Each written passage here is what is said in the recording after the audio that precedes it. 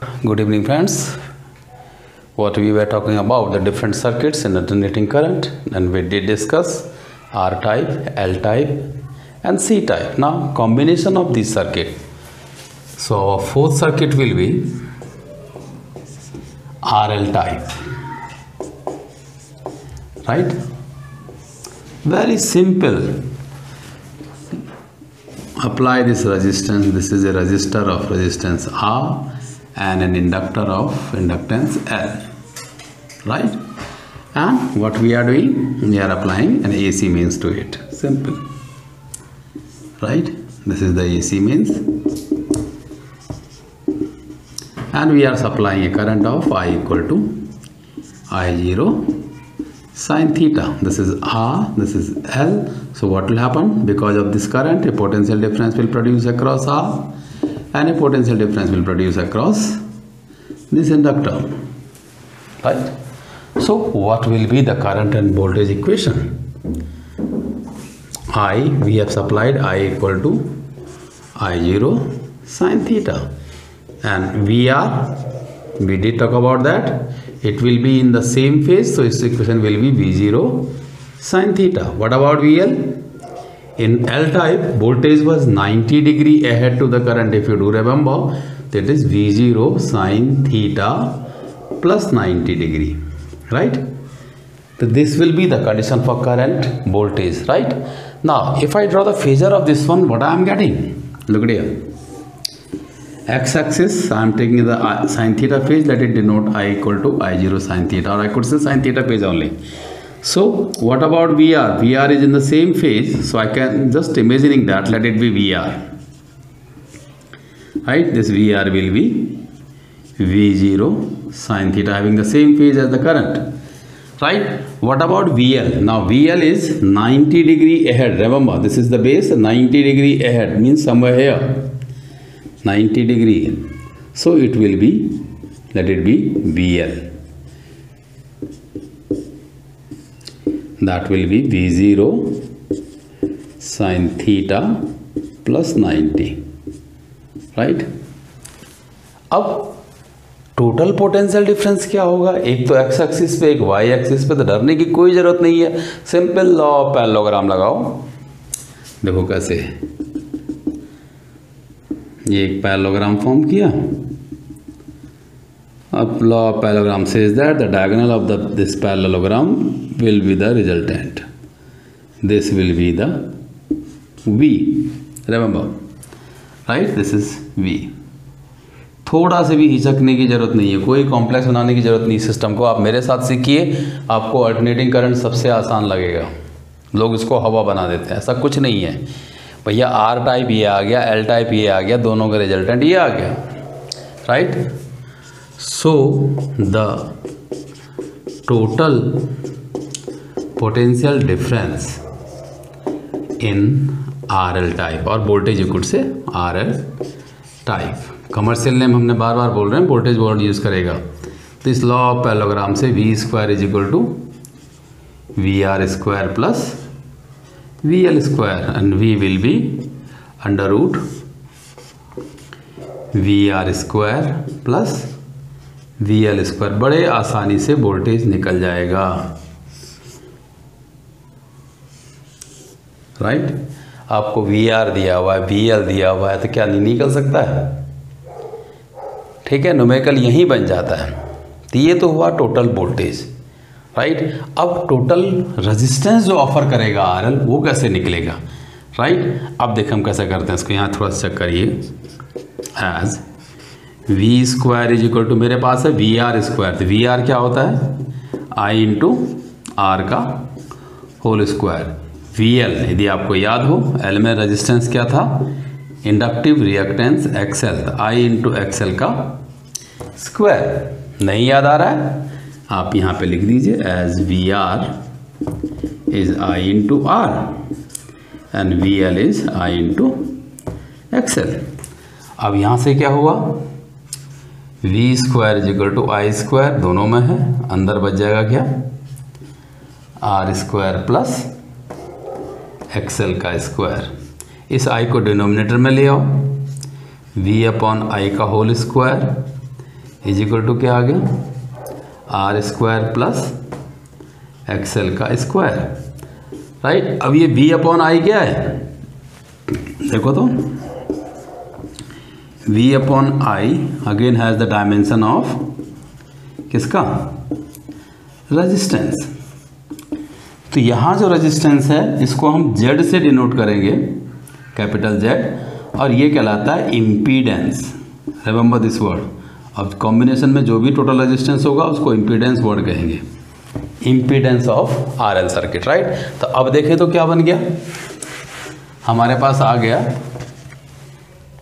v upon I की जगह पर हो जाएगा Z का square is equal to R square plus XL का स्क्वायर। तो मुझे Z निकालना है तो simply under root R square plus XL का स्क्वायर, इस तरह से, राइट। इतना ओम, क्योंकि खुद में रेजिस्टेंस है तो इतना ओम। तो मुझे बताइए इसमें करना क्या है, यदि आपको आर दिया हुआ है, एक्सएल दिया हुआ है, क्या Z नहीं निकाल सकते हैं आपके पास टेबल में।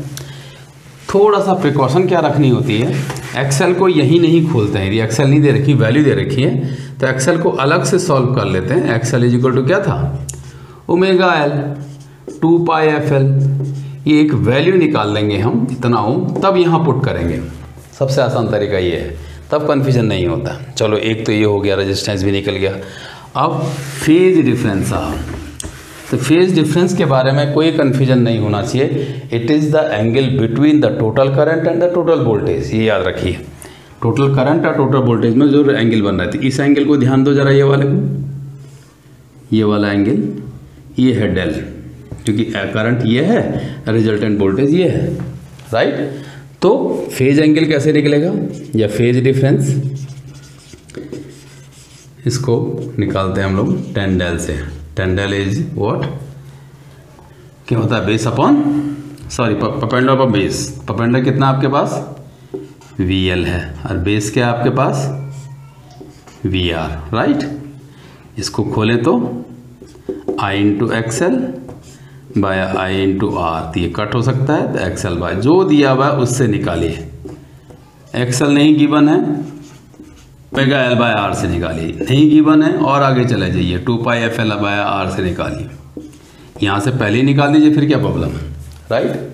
तो फेज डिफरेंस यहाँ से आ जाएगा। अब करंट वोल्टेज इक्वेशन देखो, करंट हमने लिया I equal to I0 sine theta, तो वोल्टेज इक्वेशन क्या बन रही है, voltage is del degree ahead to the current, तो वोल्टेज आ जाएगा V0 sine theta plus del. अक्सर इसको लिखने के लिए बोलता था, ध्यान दीजिएगा, राइट। ये आ जाएगी करंट वोल्टेज इक्वेशन।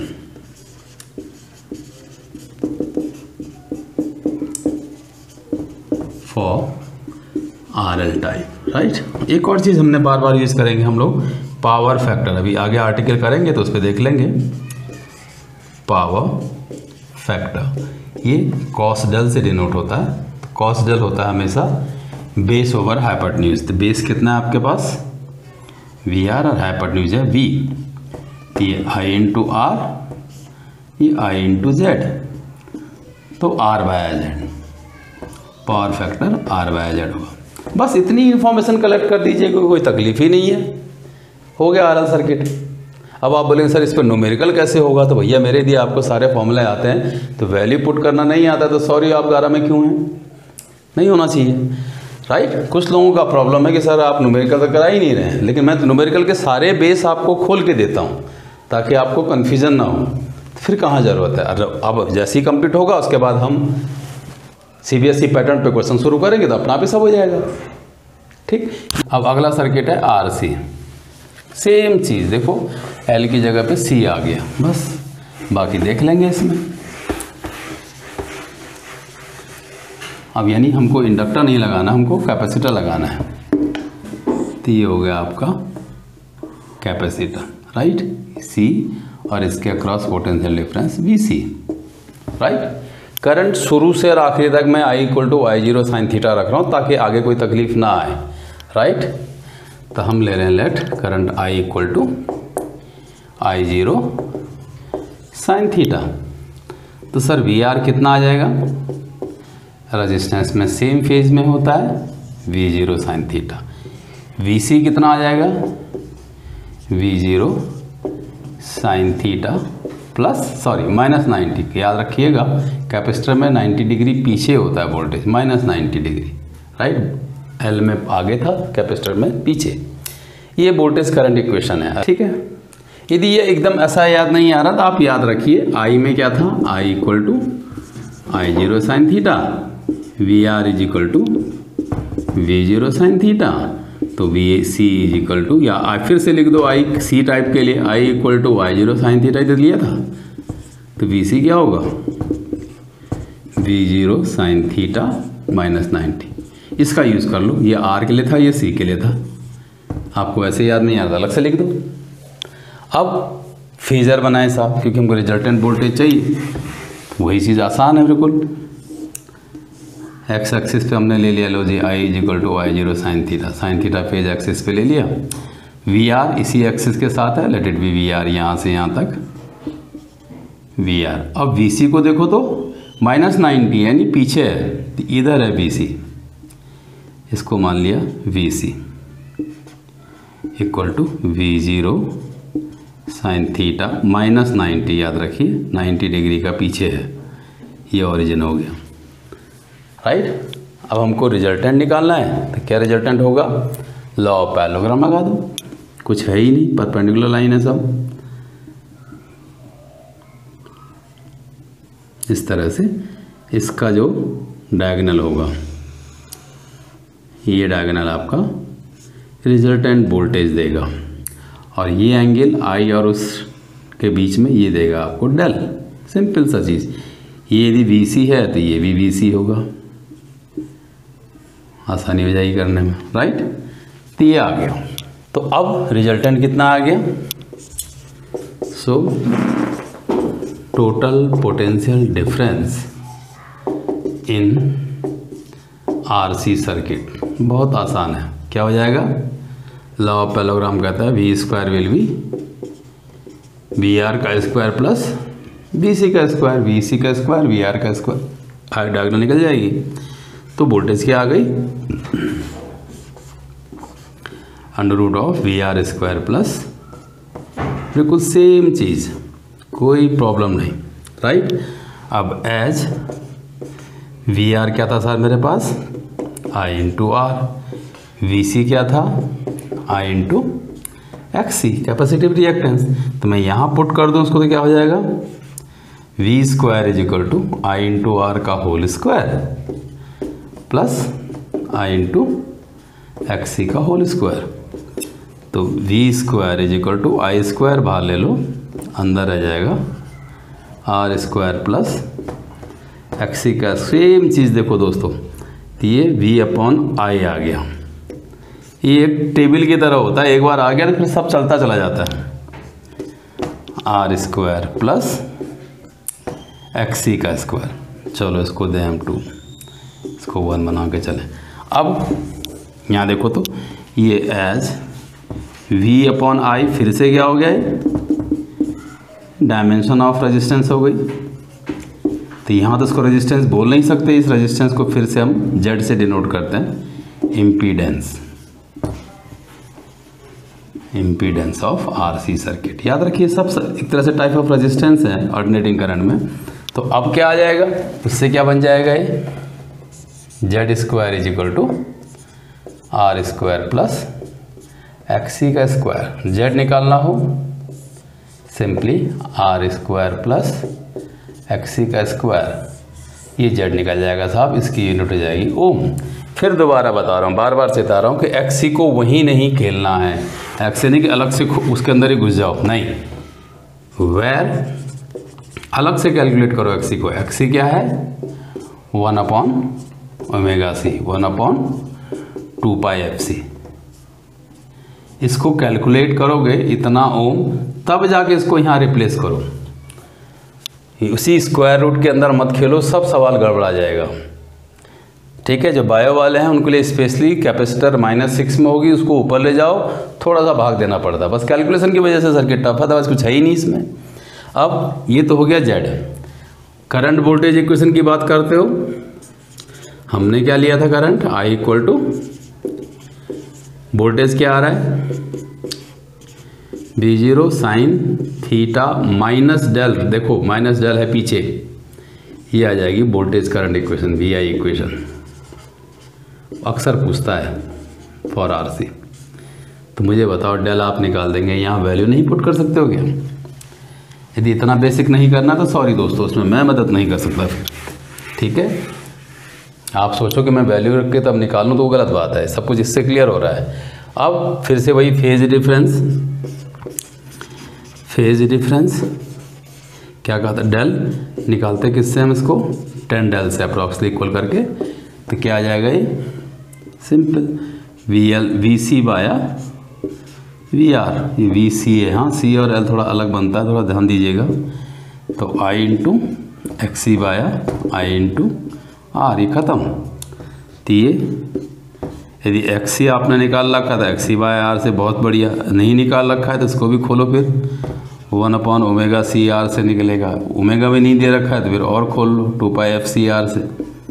वैसे जनरली क्या होगा, जब आप ये सवाल करेंगे तो Z यहाँ से मिल जाएगा, XC मिल जाएगा, तो आप सीधे निकाल सकते हैं VC बाया VR से या XC बाया R से। ये हो गया फेज। पावर फैक्टर, इस पावर फैक्टर की कहानी हम सुनाएंगे अभी, पहले निकाल के पूरा सर्किट। पावर फैक्टर होता है cos del, cosine of the phase difference. फिर से वही बेस बाया हाइपोटेन्यूज, तो sir VR by V, I into R by I into Z, I ख़त्म, R बाया Z। कॉम्बिनेशन में पावर फैक्टर ज़्यादातर R by Z, ये आ जाएगा पावर। तो ये फैक्टर निकल गया, ये आ गया, ये आ गया, ये आ गया, वोल्टेज आ गया। तो भाई साहब इसमें अब और सर ने क्या करना है ये बताओ, सर क्या करेगा इसमें आपके लिए, ठीक है। इसी पे न्यूमेरिकल आते हैं। तो ये हो गया आपके पास RC, ठीक। अब छठा सर्किट है LC। तो यानी अब रजिस्टर की जगह लगा दो इंडक्टर, बस। ये हो गया L, इसके अक्रॉस पोटेंशियल डिफरेंस हो गया VL।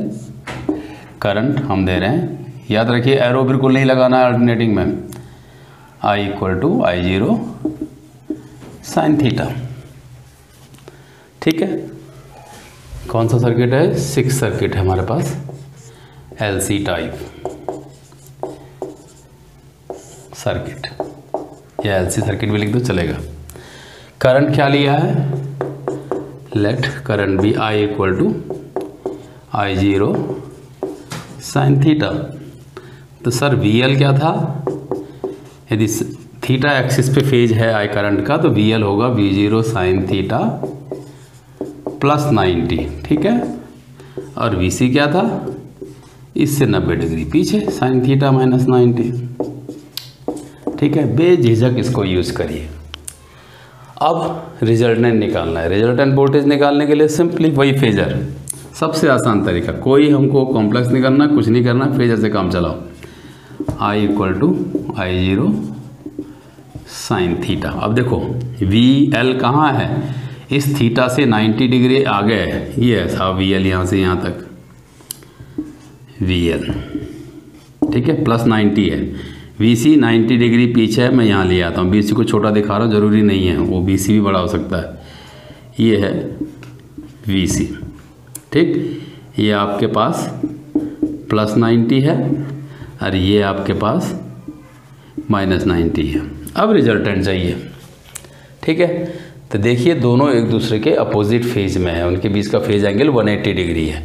तो जो बड़ा होगा उसमें आ जाएगी वैल्यू। हम ये मान के चल रहे हैं कि VL is greater than VC, तो ये यहाँ से यहाँ तक की वैल्यू, ये जो वैल्यू ले रहे हैं हम लोग, ये आ जाएगी VL माइनस VC, राइट। इसी को मैं दिखाऊं, VL छोटा है, आपके दिखा दें VC is greater than VL, तो C यहाँ चला जाएगा, VC रिजल्टेंट यहाँ आ जाएगा, ये यहाँ से यहाँ तक VC माइनस VL, जो बड़ा होगा उससे घटा देंगे, ठीक है। दो केस हैं, ये और ये पहला केस। तो हम VL ग्रेटर देन VC ले रहे हैं, तो टोटल PD क्या आ जाएगा,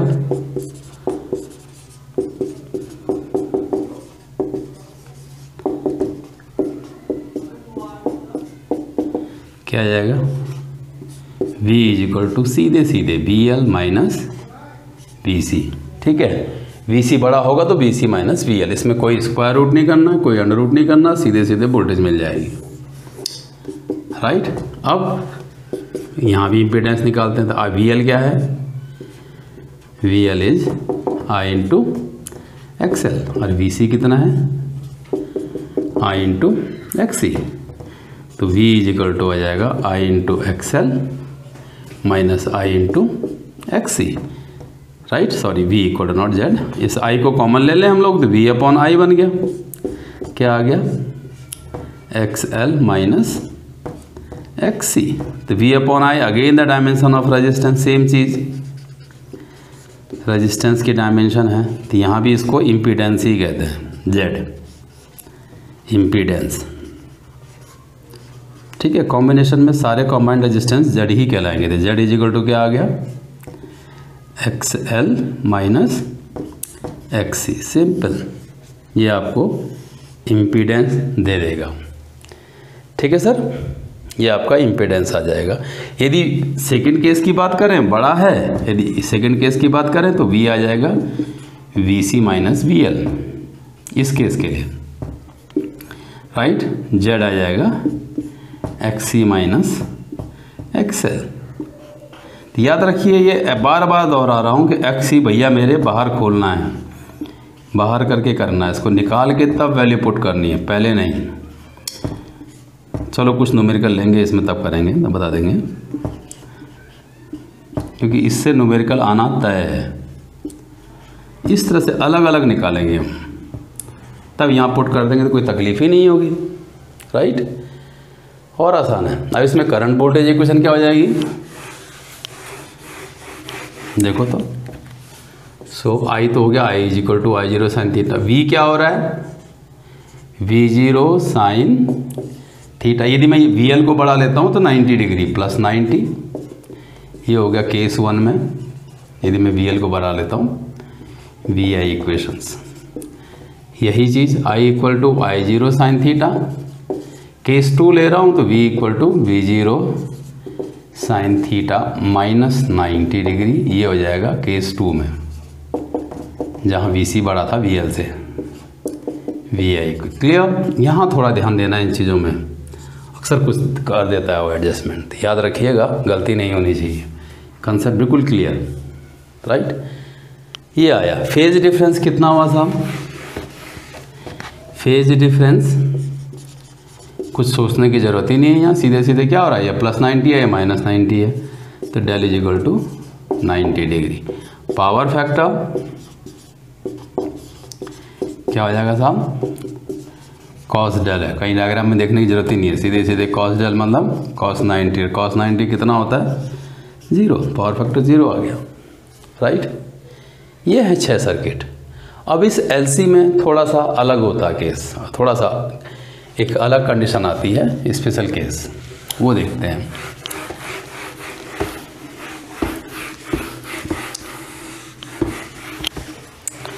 LC का ही पार्ट है, स्पेशल केस। क्या स्पेशल है साहब, कहता है if in an LC circuit, in LC circuit XL equal to XC हो जाए, यानी इंडक्टिव रिएक्टेंस जो कॉइल का है, रुक जाओ, हल्ला कर रहे हैं अभी, कोई बात नहीं, is equal to capacitive react, मेरी आवाज़ डोमिनेट कर जाएगी, कैपेसिटिव रिएक्टेंस दोनों बराबर हो जाएगी, तब साहब Z क्या आ जाएगा। देन देखो तो, Z इज इक्वल टू मेरे पास क्या था, XL डिफर बाय XC, उसमें घटा दो जो बड़ा है, तो यहाँ तो बड़े का कोई चांस ही नहीं है, दोनों बराबर हैं तो 0, Z 0 हो गया। ठीक, अब फॉर्मूला क्या है मेरे पास, V is equal to I into Z, तो यहाँ से I कितना आ जाएगा, V बाया Z। राइट, अब साहब V बाया Z, या मैं इसको आपको मैक्सिमम फॉर्म में दिखा दूँ तो V0 I0 कर दूँ। राइट, तो ये V0 बाया Z0, अब ये तो हो गया 0, तो V0/0 क्या दे देगा? इनफानाइट। ठीक है, I0 क्या हो जाएगा? इनफानाइट। ठीक है, यानी इसका क्या मतलब हो गया? Amplitude of the current becomes infinite. साहब ये क्या था? याद करो, किसी वेव का यदि एम्पलीट्यूड इनफानाइट हो जाए तो उसको बोलते थे हम लोग resonance, right. This condition in LC circuit is known as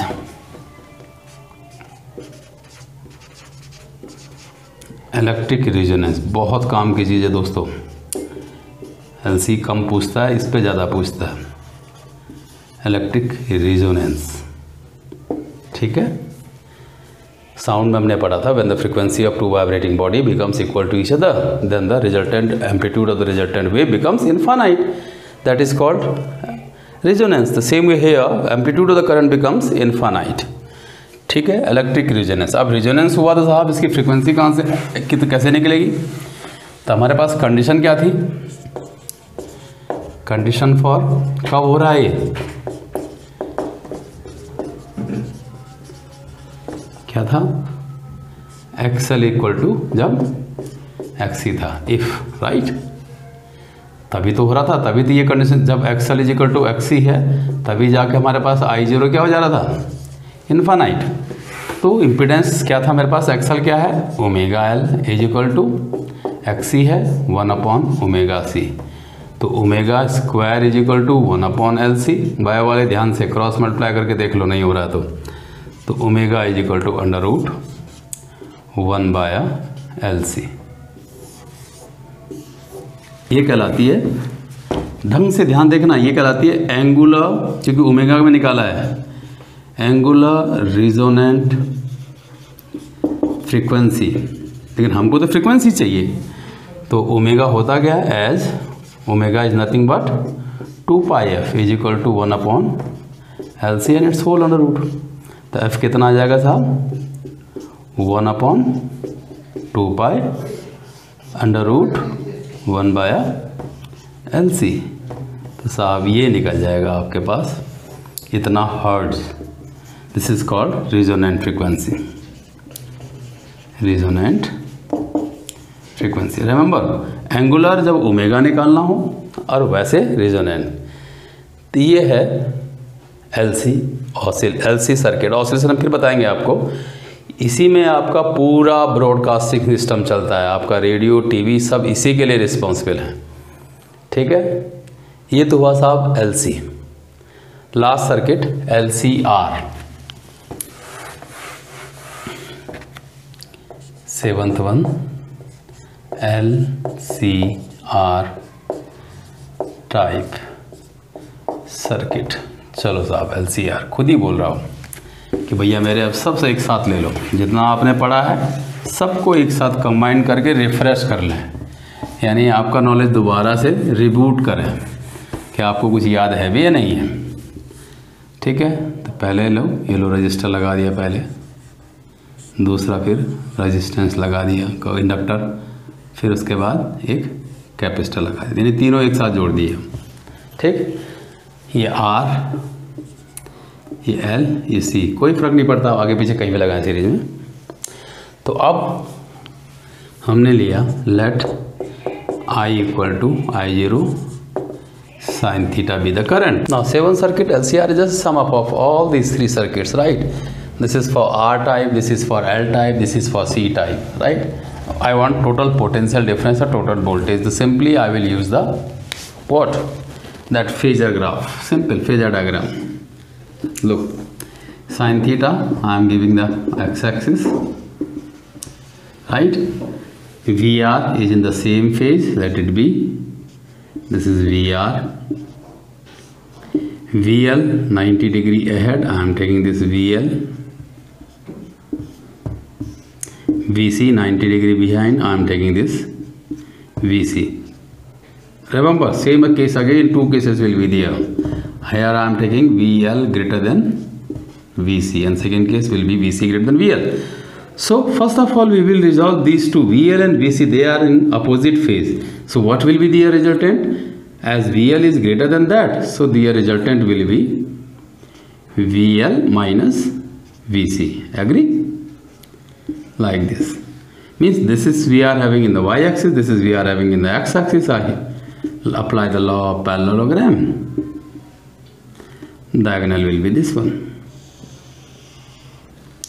This diagonal will be, remember, V, and this will I will maintain here properly. This is will be VL minus VC. If you are not easily visible there, this is VL minus VC, right. उसी second case को यहाँ बना दो, तो देखो तो ये ले लिया एक्स एक्सिस, साइन थीटा को एक्स एक्सिस दिया, वी आर आपका ये था, this is V R, V L छोटा लिया हमने, ये मेरे पास वी एल यहाँ से यहाँ तक, वी सी बड़ा ले लिया मेरे पास, ये वी सी है, यहाँ से यहाँ तक वी सी, तो दोनों का अपोजिट फेज है, तो रिजल्टेंट कहाँ जाएगा, ये आ जाएगा V C minus V L. वहाँ V L minus V C था, यहाँ V C minus V L आ जाएगा। ये ठंडे दिमाग से दोनों अप्लीकेबल है, ये ध्यान देना कौन बड़ा है, उसके हिसाब से बनेगा। ये आ जाएगा वी, राइट, और ये आ जाएगा आपके पास V C minus V L. बस एक बार हाथ साफ कर लो, बहुत इजी। ये यहाँ हो जाएगा डेल फेज डिफरेंस, यहाँ हो जाएगा ये डेल फेज डिफरेंस। ठीक, दोनों केस बन गए। केस 2, दोनों केस पे हाथ साफ करिए, अलग अलग करिए, यदि आपको एक साथ नहीं होता अलग करिए। So what will be the total potential difference?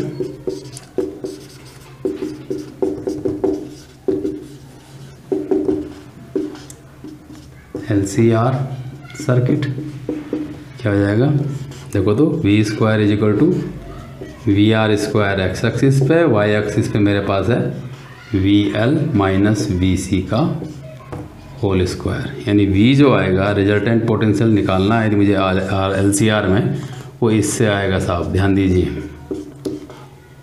We L minus V C का स्क्वायर है, इतना वोल्ट। ठीक, फिर से वही, as V R is I into R, V L is I into X L, V C is I into X C. तो V square is equal to हो जाएगा आई इंटू आर का whole square plus I square यदि मैं बाहर ले लूँ, अंदर बच जाएगा X L minus X C का होल स्क्वायर। ठीक है, फिर से वही आई स्क्वायर आप नीचे ले लिए, कॉमन लेकर के वी स्क्वायर, यह आ जाएगा R square plus X L minus X C का होल स्क्वायर। अब देखो तो ये वी अपॉन आई क्या आ गया, फिर से वही बात, as V upon I has got the dimension of resistance. तो सर यहाँ भी इसको जेड से ही डिनोट कर दें, इम्पीडेंस। सारे कॉम्बाइंड सर्किट में रेजिस्टेंस को यहाँ इम्पीडेंस से ही दिखा रहे हैं। ठीक है, ज़्यादा कन्फ्यूजन नहीं हो जैसे, तो क्या बन जाएगा ये, Z square is equal to R square plus X L minus X C का whole square, Z is equal to under root R square plus X L minus X C का होल स्क्वायर। दोबारा बार बार ये word use कर रहा हूँ कि यही मत खेलिएगा, इनको अलग से निकालिए, एक्सेल को अलग से कैलकुलेट करिए। Omega L is equal to 2 pi F L ohm, X C is equal to 1 upon omega C यानी 1 अपॉन 2 पाई एफ सी ओम, जो बड़ा हो उससे घटा लीजिएगा, ये ध्यान रखिए, अदरवाइज गड़बड़ हो जाएगी। आप वहीं अंदर खेलेंगे तो गड़बड़ हो जाएगी। तो ये इम्पीडेंस आ गया। ठीक सर, रही बात फेज डिफरेंस की, फेज डिफरेंस टेंडल, टेंडल क्या हो गया, पहले वाले केस में V L minus V C by V R perpendicular by base, या X L minus X C by R, जिस तरह से खोलना चाहें आराम से। और कॉस डेल क्या हो जाएगा, बेस ओवर हाइपोटेन्यूज, तो ये वी आर अपॉन वी ही रहेगा, आंख बंद करके आर बाय जेड ही आएगा, याद रखिएगा सब में। ये आ गया। अब करंट वोल्टेज इक्वेशन कैसे होगी, right, I is equal to I zero sine theta, तो वी क्या आ रहा है पहले वाले केस में, V zero sine theta plus del, याद रखिएगा ये 90 डेल डिग्री आगे है इससे, प्लस डेल पहले केस में ये आएगा। सेकंड केस में क्या होगा वो आपके लिए छोड़ा। आज इतना ही करते हैं। Wish you all the best, thank you, have a nice day, keep on subscribing. I'm still getting that some sort of complaint, you can say they are simply viewing it without subscribing it. We are not asking any money from you, just subscribe it and you will automatically get the lecture. Thank you, God bless you all.